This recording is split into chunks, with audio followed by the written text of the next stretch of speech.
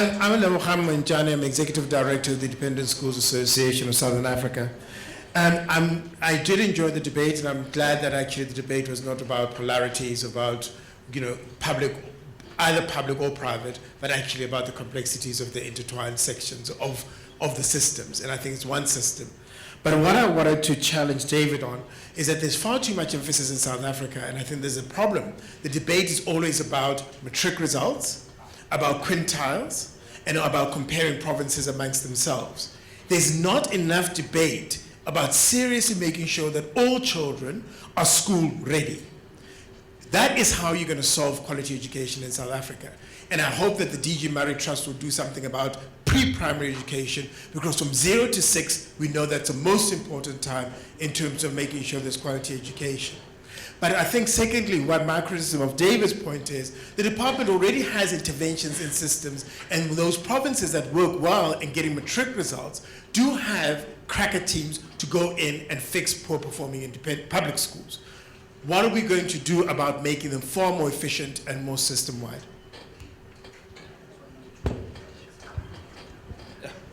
My name is Siyabonga Poesin. I'm a student here at CPUT. Of course, I'm an agent of change. I think part among the things that I think we need to address here, and it's fundamental, it's important, is to first find the fundamental problem in our education system just before we move forward on anything. Also, to check the purpose of education system that was brought to us many years ago. I think those are the fundamental questions that we need to address for us to move forward. Yes, we all agree that education is a key to socio-economic development of society, because obviously it unlocks the potential of the individuals in terms of human resource development and so on.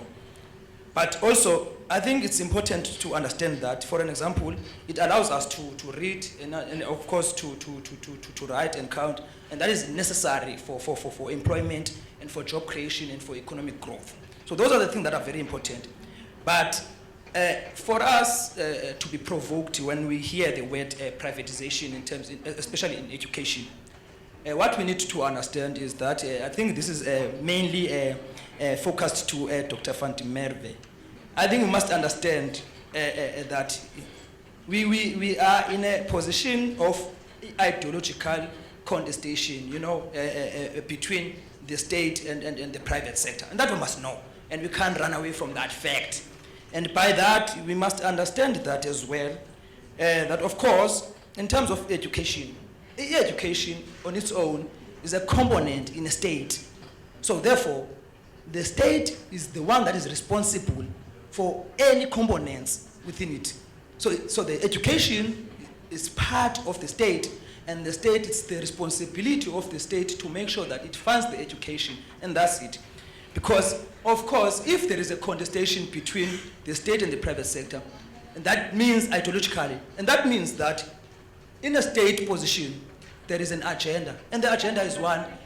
Just before I go to the question, and the agenda is one in terms of the state, is the agenda of transformation, and we want to understand from the private side, what is it that are you bringing forward in terms of transformation? Because the agenda is one, is to redress the ills of the past. So are you in that also? Are you in that position of bringing out the transformation?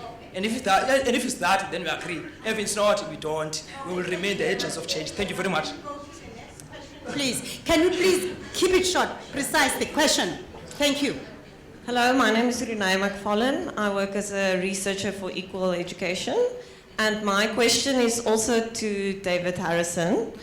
I'd like to know from you, you've talked about a certain model of collaboration schools that involves non-profit school operators, that doesn't cherry pick learners, so it doesn't have selection processes. But if you compare that kind of model to the legislation proposed by the Western Cape government, there are no guarantees in that legislation that those principles will actually be part of the final official model.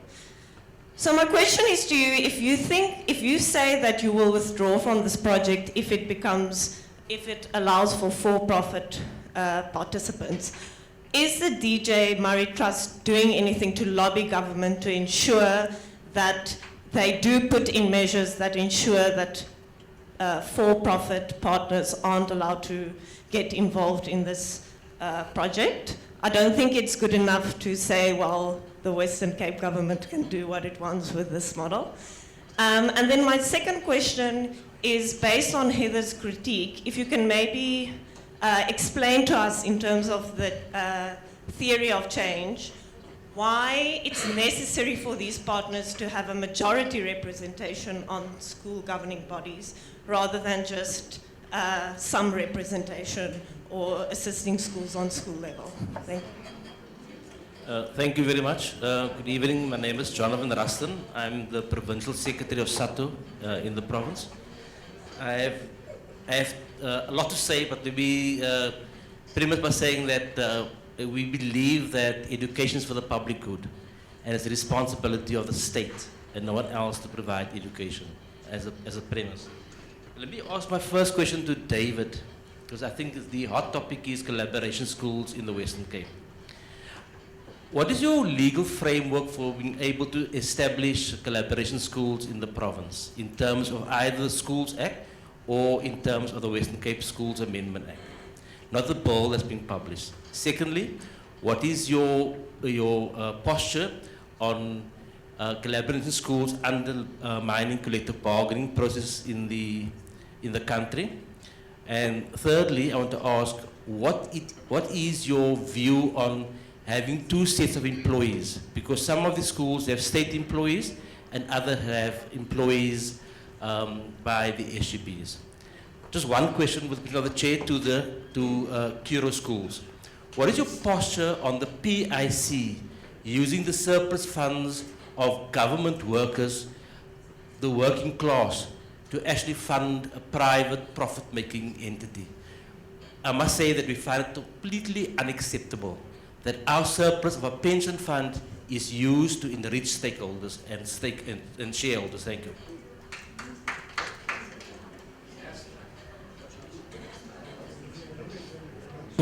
My name is Simpiwa George, the Provincial Secretary of SASCO, South African Student Congress. Surely most people know that even in 2015, 2016, students were out in the street fighting for free education and also for insourcing in higher institutions. And therefore, the question of privatization, surely by me speaking, representing such an organization, is out. Because it represents, as a comrade, Mr. Dr. Motale, Mr. Motale has said that it is an ideological question that has its historic as well. So I'm saying anything that has to ensure that at least it comes up with the transformative agenda of the South African government. And I want to actually agree with the agenda of reconstruction, transformation, and ensuring that we have a united South Africa. And that in its iota is phasing out the inequality, ensuring that the gap between the rich and the poor comes, and education then plays a pivotal role to ensure that it actually expand and enlighten those who are coming from the poor background, you understand? Because we have agreed here that poor schools produces, there are a lot of students who went to poor schools, poor facilities, who dropped out, who do not do good. That then highlights the inequality that we see in our society.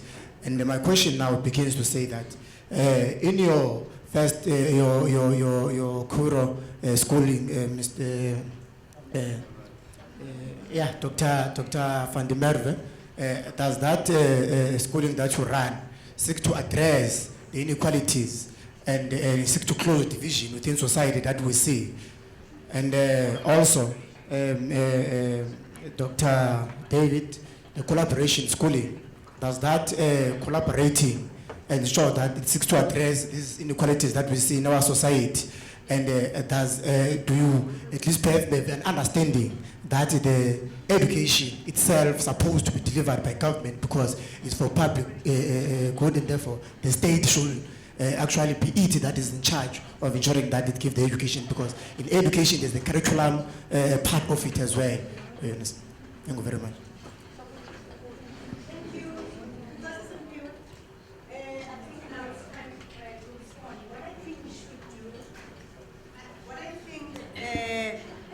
The speakers should do is that there's been some questions that have been directed to specific speakers like Chris, like David, like Mr. like Heather. So what I think we should do, for example, Chris, you have your questions. Perhaps you address them, and you do that as well, David, all of us, in that way. Thank you.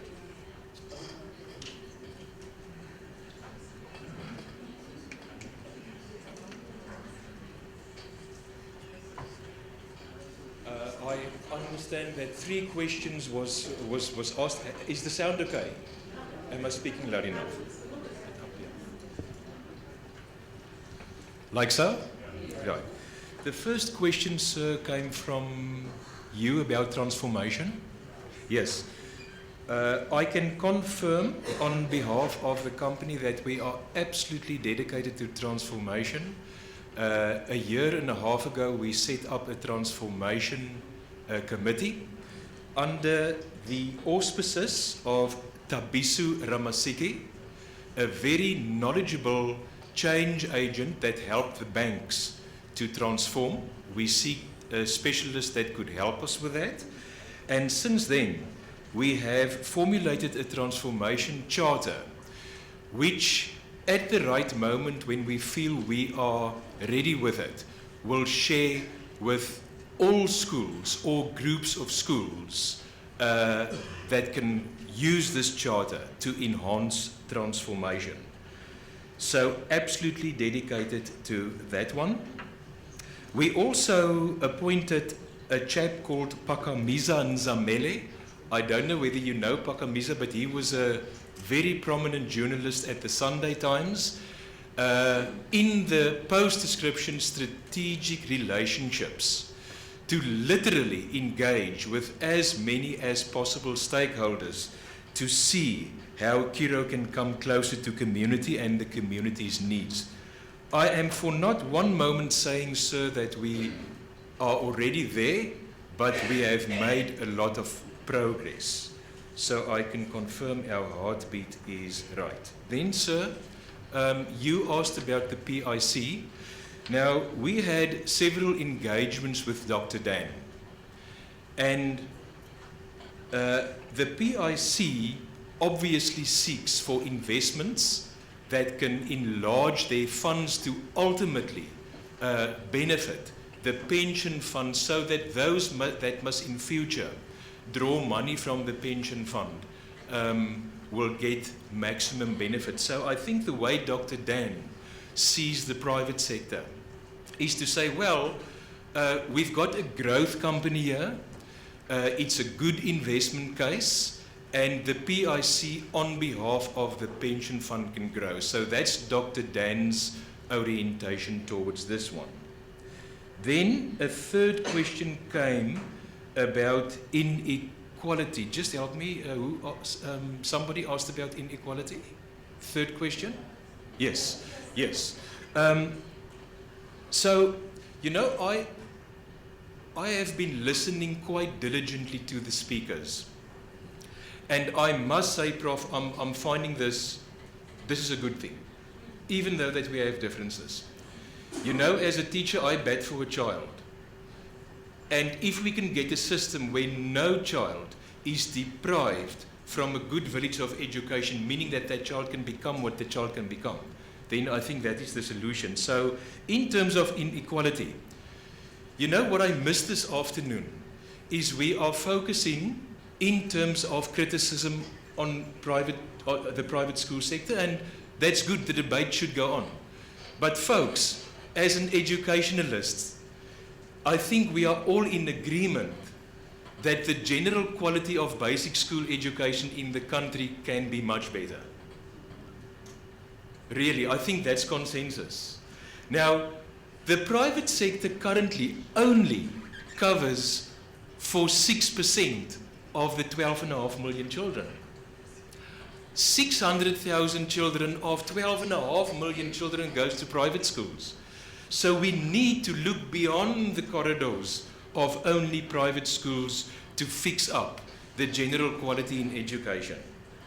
So let me answer the question about inequality. Once again, we are trying our best. We set up the Rutha Sechaba Trust Fund to make it possible that children that couldn't get the advantage of going to a private school or to a top school can be benefited. And the Rutha Sechaba Trust Fund is gaining a lot of momentum. We also engaged with the Titans cricket team to identify a couple of young black stars, and sir, you must see them. It's incredible cricketers, but the problem with the Titans was they picked a child here and one there and one here and there, but the children came from various schools, various qualities. So they approached us and they asked us, can't Kiro be responsible to provide the education to these future Proteas whilst the Titans take care of the professional coaching? But we pay for it. So I am extremely positive about the Rutha Sechaba Trust Fund. Our senior investor PSG, and Prof, you asked what PSG stands for. It's an acronym, it's an investment company, PSG. They also have a Diplio fund that's quite strong in terms of millions of rands. And when that company, in terms of its return vests, the money will plow back into making it possible to help out many, many children. In conclusion, folks, we can only do so much. That's why in my argument I said, I think the lady here asked the question about this one school that's battling and then the private sector helping this school so they both can shine. You know, ma'am, if we make profit, it surely should be part of our DNA to give back to the country. Now, my argument is, at a certain stage, because Kiro is not yet a matured company, only 6 years listed on the JSE, but let's say when this company becomes mature, and we can sit down with an MEC and say, we can help this school in this community in terms of jacking up its facilities. You know, ma'am, I've been driving along in my car and I saw schools that don't even have toilets and. Now my argument, if we can make this a beautiful school on our cost, even if it's only one school, the average size of a school is 1,500 kids, then we helped 1,500 kids. So I understand the criticism because this thing called money and education, you know, it kinds of create conflict. But folks, the reality is, there's not enough schools in the country. And if the state doesn't build enough schools, then the private sector wants to stand up and say, we will get money from the shareholders and we will build more and more good schools. So, okay, Prof, that's the 3 questions. Okay.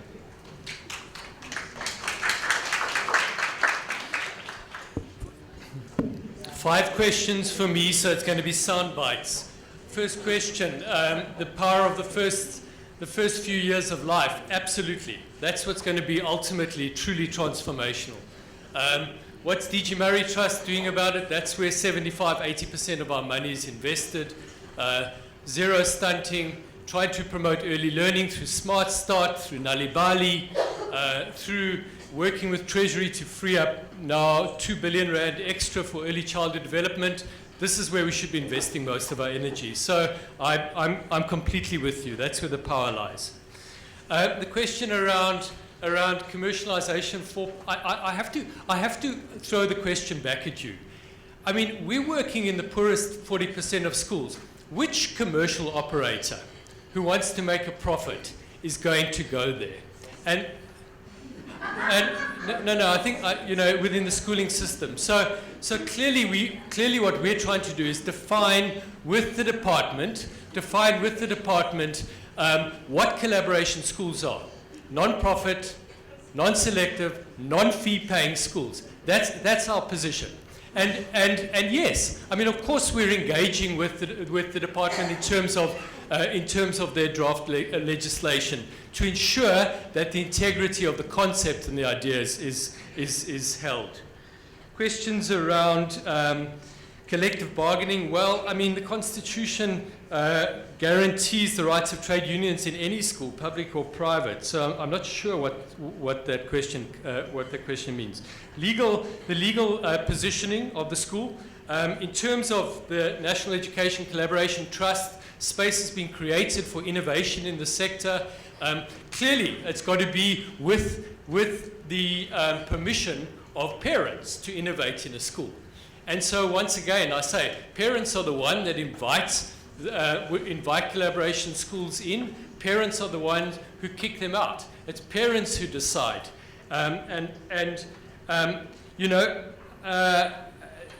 When we started, yes, we thought that the school operating partners needed a majority say, because how else could the school operating partners truly be held accountable to the department? As we engaged in the tough schools, in Langa, in Imizamo Yetu, it became clear that was not desirable to have a majority. And so we were willing to back down from that. Do you know what the parents wanted? Nothing less than 50-50. The parents wanted it. Because if they said, if the school operating partner was 20 or 30%, how would they be able to hold the school operating partner to account for what happened in the school? So I think sometimes we must be careful that we don't speak on behalf of parents. And that's a key part of what this initiative is about, is to try and ensure that there's a process of empowering parents, perhaps in a different way, from simply representation on a school governing body. Thank you.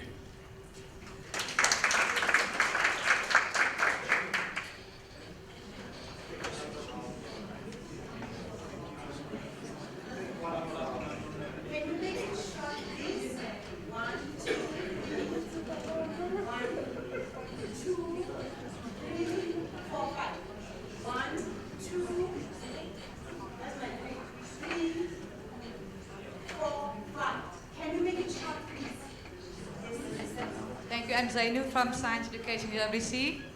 Professor Syed, you talked about the achievement advantage of private and public schools.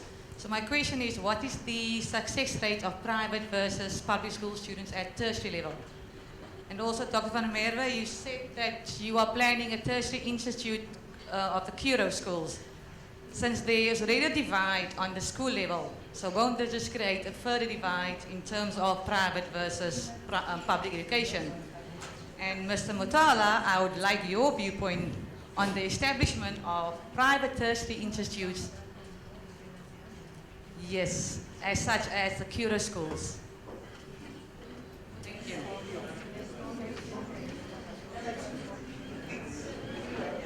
Hi, good day. My name is Garth Shaw. I'd like to ask a question. My question applies both to Dr. Chris and Dr. David, and it draws on something that Dr. Heather was talking about downward pressure and accountability as opposed to horizontal support and accountability. And the question is really about how shareholders can provide guidance, or how private entities can provide guidance to schools in battling circumstances. I think typically both of those parties are going to be coming from totally different sectors of society. And there's a very interesting case of school support that's happened here in Cape Town, where a school provided support to another school over a sustained period. And one of the major criticisms of that support was that school wasn't grounded in the same socioeconomic context and wasn't able to provide support at the point of need. And I'm just really battling to see how shareholders from the upper echelons of society and private enterprises can provide that kind of support at ground level as needed by battling schools. Thank you. My question is posed to Dr. Harrison on collaboration schools with reference to the casualization of labor in those schools. What is your take, Dr. Harrison, with regards to the erosion of workers' rights because we all know that every worker seeks job security. And you sit with this collaboration school, you end up with two sets of teachers, those who are employed by government, who are permanent, and those teachers who will always be on contract. Because this is not just, it's a complex issue, because there are benefits that are tied together with the status of the employee in that type of a school. What is your take on that? Because we think that it flies against the provisions, for instance, in the LRA, where the employers have fought the employees have fought against casualization. And what the collaboration schools are really for is this casualization you are fighting for. I'm Ashley, and I'm from an organization called Bottom Up. My question rather is to David from the DG Murray Trust, and I'm just looking at one of the slides that you presented is why do poor schools produce poor results?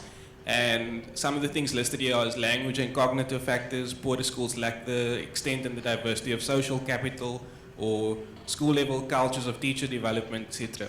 And I guess I'm kind of echoing a bit of what Heather said in terms of the approach or the response here, and saying that we're locating this within a school improvement model and saying, okay, so these are the ways and things. What work is DG Murray actually doing in terms of locating these issues that you've seen here within the context itself?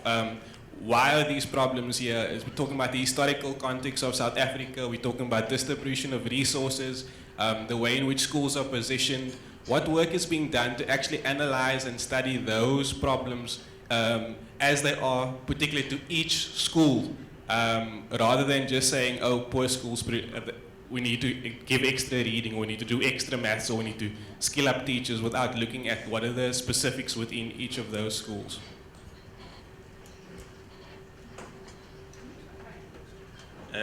My name is Mtutuzel Zingando. I'm doing a fourth year here in Mob Campus Education. First of all, I'd like to say that I'm sure it's clear to all of us that in order to provide quality education, government, society, in the case of parents, and the private sector need to play a role in making sure that South African learners receive quality education. But my question to all the panelists there is that, how do we make sure that we produce, we deliver this quality education, even though we know that this quality education, I must say, who benefits from this quality education when this education system is colonized? Because at the core of the problem, we've got a problem of language. The reason why many students drop out is because the medium of instruction is not in the favor of the poor. And the poor in our case will always be the Africans, the blacks.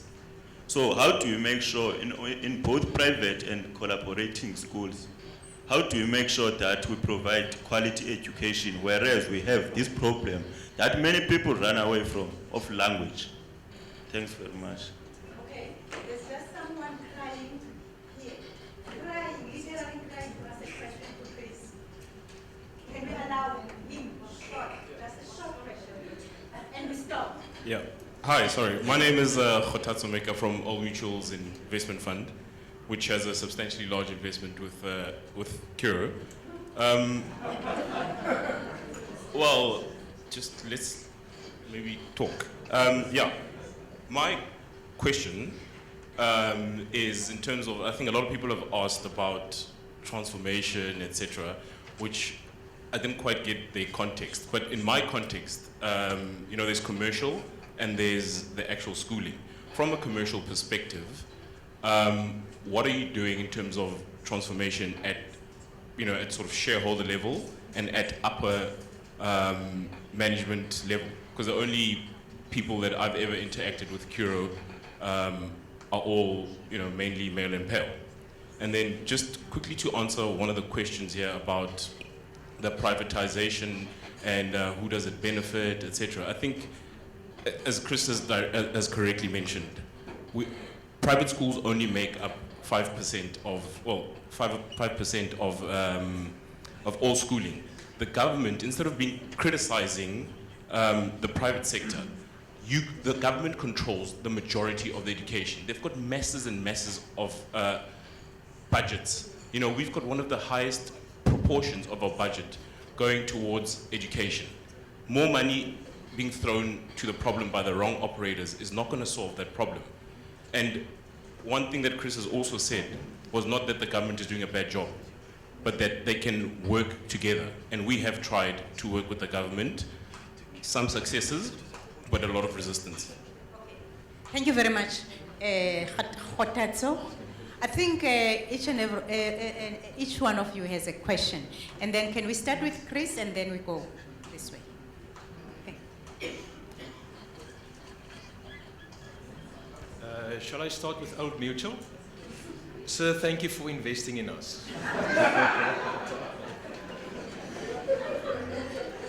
I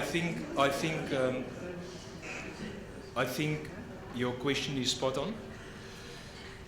So let me confirm the principle that we are absolutely open for any BEE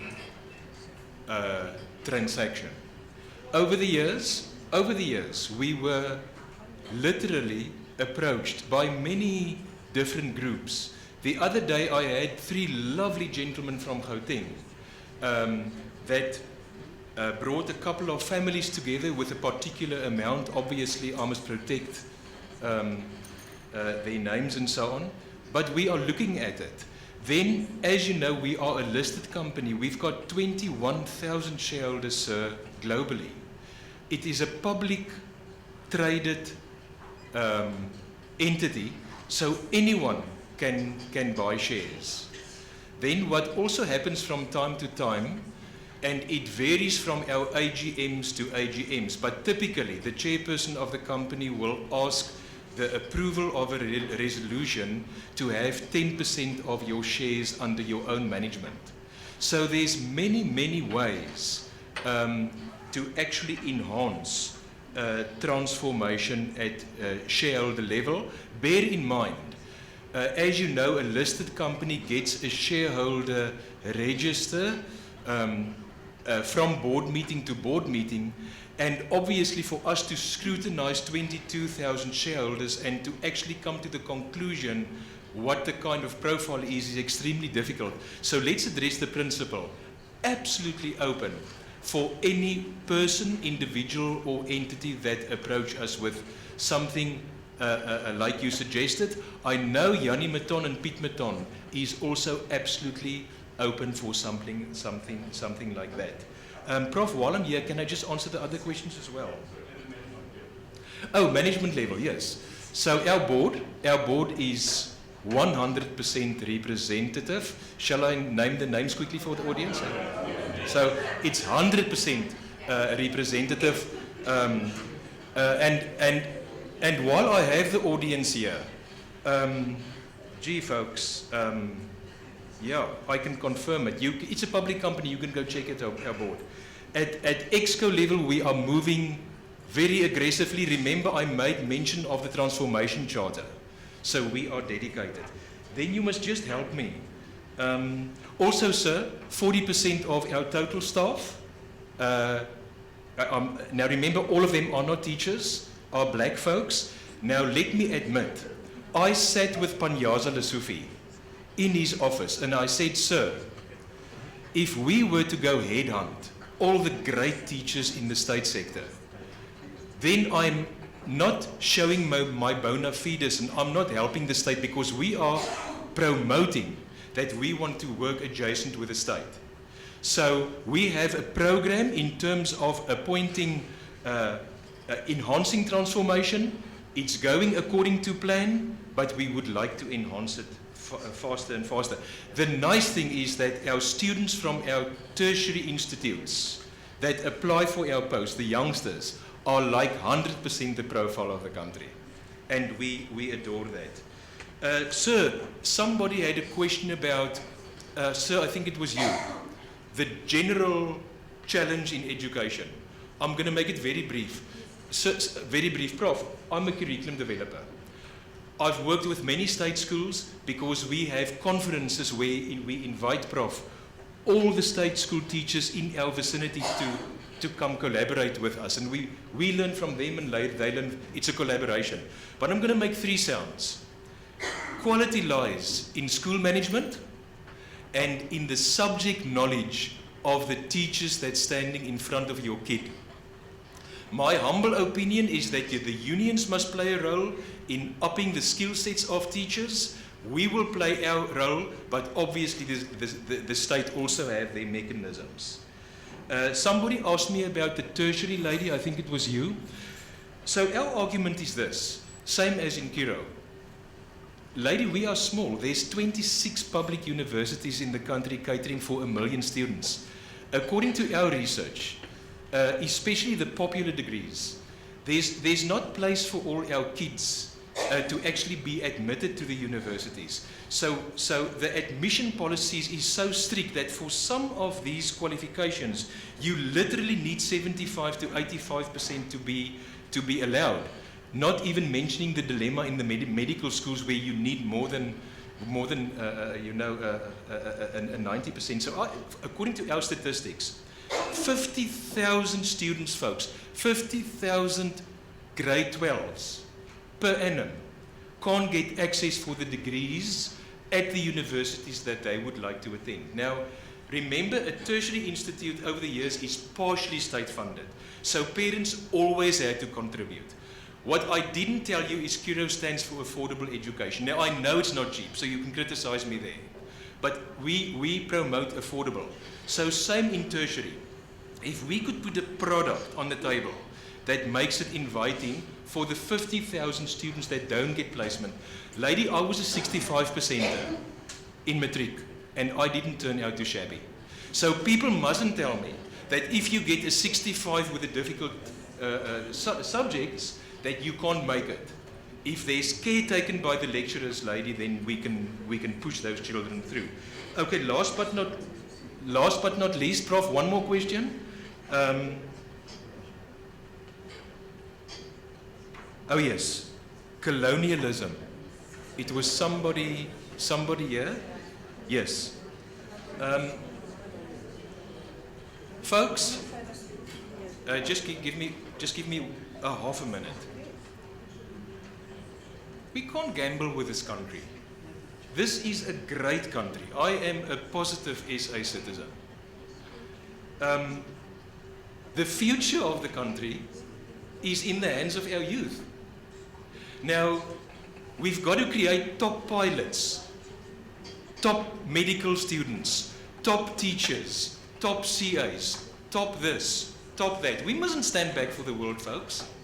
So in terms of the debate, I guess we must seek for a mid-path to accommodate the country's cultural heritage and the needs in terms of academic excellence. And the answer, Prof, is in the balance. Thank you.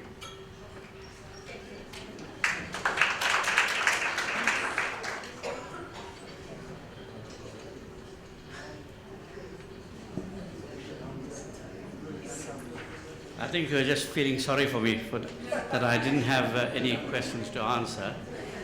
But thank you nonetheless, because it gives me an opportunity to say, I want to make 2 points in response to what you're saying, because I think you heard what my general orientation to privatization is.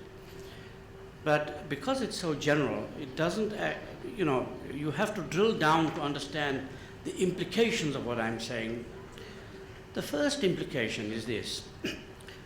Of course, there has been private forms of education historically for a long time. The aristocracies of Europe in particular had their own forms of private education.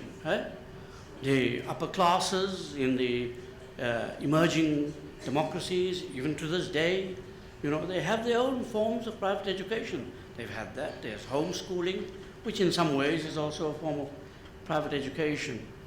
So what's the complaint that I'm making? I'm making that there is a sea change which is taking place, which is as a consequence of the crisis of the forms of capital accumulation globally, which requires capital to adopt a new strategy. And its new strategy is fundamentally to seek greater levels of profitability through the use of the public fiscus. Because until now, it has not been able to get its hands into the public purse. So examine, for instance, the Lesotho National Hospital, and of course, there are these powerful global policy institutions which insist that if they give you a loan, like the Lesotho National Hospital, for a public-private partnership, they will give it to you only on that condition. And the people of Lesotho will have to pay back that loan. By the way, the loan is not free. No IMF structural loan is free. In fact, it is at a rate which generally sets the rate of lending of the national banks of each and every country, which, by the way, I privatized. So I hope you understand the implications of this. We are in a historical stage, epoch, of capital accumulation, which is based on the predation, that's the only word I can use, the predation of public resources. That's the main fundamental systemic, structural, and historical difference. If you don't understand that, you won't understand what the implications of privatization are and where the world is going. Now, if you look at the world, there are billions. The state of Hyderabad is virtually, totally taken over by these public-private partnerships in schooling. I'm talking of schooling only. You know, if I start setting out, read De Muzio, and if I start setting out what exactly these PPPs are beginning to do globally to public resources, you know, your eyeballs will pop out. As I said, 71 trillion rands they want to grab hold of over the next few years. If you look at the US, this is this prime example of great democracy. I talked about India, which is, you know, the biggest democracy in the world. That's what it's doing. The US, the subprime crisis. Obama came out screaming, I'm going to hang a few, you know, what did they do? They bailed them out with more public resources. And that's why the citizens of America have turned rightward, because they have no confidence in a government which has sold them down the drain. And unfortunately, they choose, like the workers in Germany, fascist or proto-fascist solutions, thinking that it'll get them out of a mess. And they are making a fundamental mistake, because that is a warmongering state which will drive the people of the US into more wars. The second point I want to make is simply this, that the state, my dear comrade from SASCO, the fundamental contradiction is no longer between the state and capital.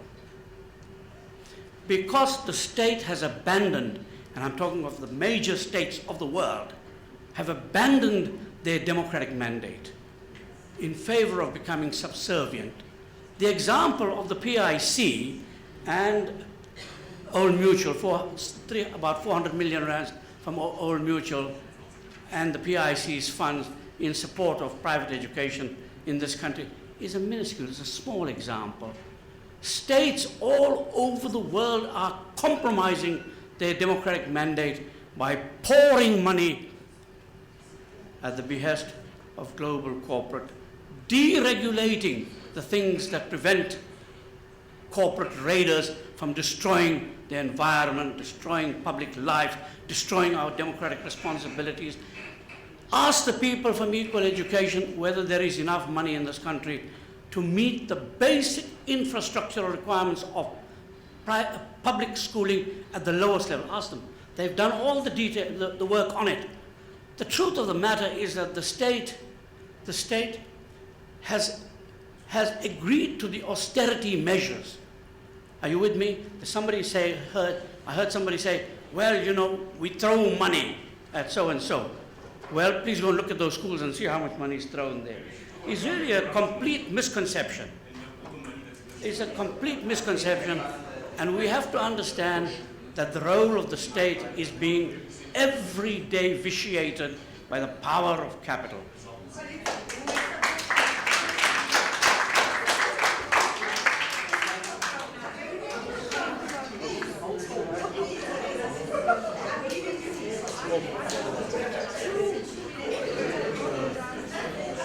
Look, I think the idea behind the symposium was to have scholarly discussion. I share Anvar's sentiment, and I share the sentiment of the audience, but the devil is in the detail, right?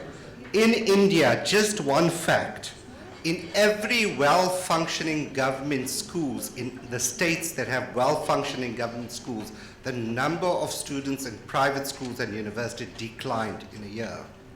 So when we talk about the state versus capital, it's the same state that have put in place semi-private public schools since 1997. And that's why I agree with David. He takes a lot of heat. But the argument is this is the state that put in place.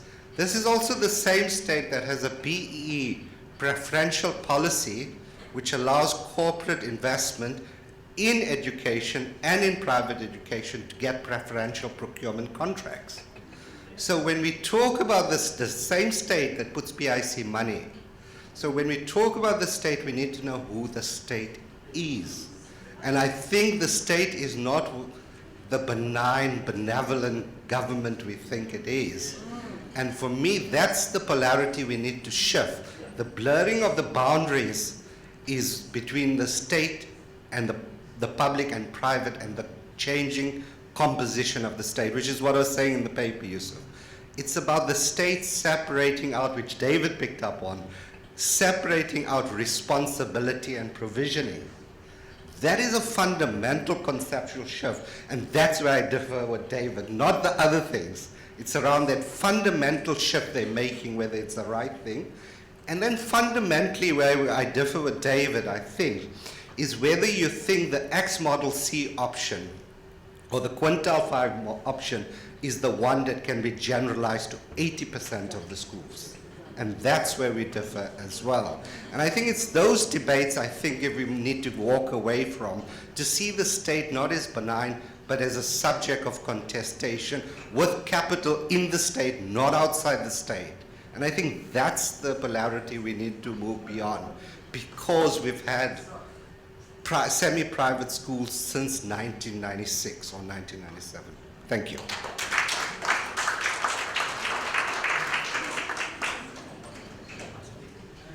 Sure. So I think I'm the last. Hey.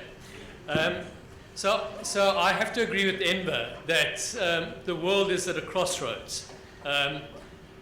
And it's an interesting crossroads if you've read Piketty's book, because now, at this point in history, the entire public wealth has been transferred into private hands. If you look at the public debt, where is the private sector going to suck from next? I think we need to be honest and say there's no way that this global system is sustainable. Something is going to give. And the notion that there is simply insatiable money that the private sector can suck out of the public sector is simply not true. There ain't money there. Where is it going to come from? How are we going to align the system? So I think we need to get beyond these ideologically polarized debates and face this crisis together that the world and the country is facing.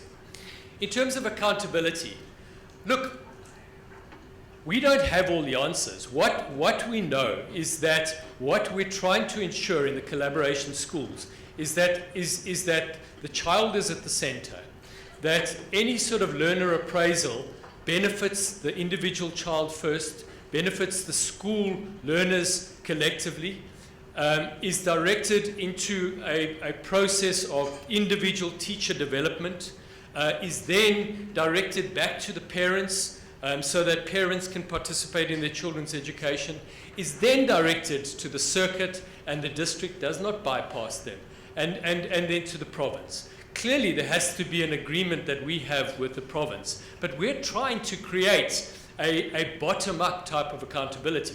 Will we get it right? Heather, I'd love you to come out to the schools, see how we're doing it, and see if there's a better way of achieving that. Workers' rights, and let's just be clear, workers' rights in South Africa must apply to the private sector as much as the public sector. What we've tried to ensure is that there's a state guarantee of post-provisioning, both the salaries and the benefits, the same equivalent, gets transferred to the school. People who are on the state employment and who wants to stay on state employment, they can do that. If they want to change to an SGB post, they can do that. New employees into the school need to come onto the SGB post. We opened 2 new schools. Usually, there are about 100, 150 applications for teacher positions at new schools. There were 1,600 applications from teachers wanting to go into the SGB post. I hear what you're saying about casualization, but we also need to understand that the demand is not only coming from, that the demand is coming from teachers as much as it is from anyone else. Poor results in poor schools, yes, of course, and it comes back. And I think the point that was made, the most fundamental point from the first speaker, was glossed over as we once again focus in on schools. The power of the first few years of life is what's going to be truly redistributive, truly transformation in South Africa. There is no shortcut. Stunting rates in South Africa are just as they were 40 years ago. 1/4 of our children receive any sort of quality early learning. Mother tongue education and early language development is not in place. The biggest travesty that I think our children face, and thank you for the person for raising it, is the abrupt transition from English in grade 4. That is a massive identity crisis for children, and we've got to address it. And these are the type of debates that we're talking about in collaboration schools as to how we achieve that. A final comment: how are we articulating with the system, and how are we seeking to look at the broader system? We've got to help look at where money is being spent in the system, how much money is being spent at the school level, at the learner level, how much money is being directed for administration. So we're working with the department to have a sort of budget analysis that answers those sort of questions. In some of the districts of this country, there are 200 people in a district office, 200. And you know how much they're getting paid in the district office compared to teachers. And also, this process is seeking to clarify in a model where you have a devolved system of a network that accounts to the district. What type of support does one still require from the district to ensure that collaboration schools are fundamentally part of the public system? Thank you very much.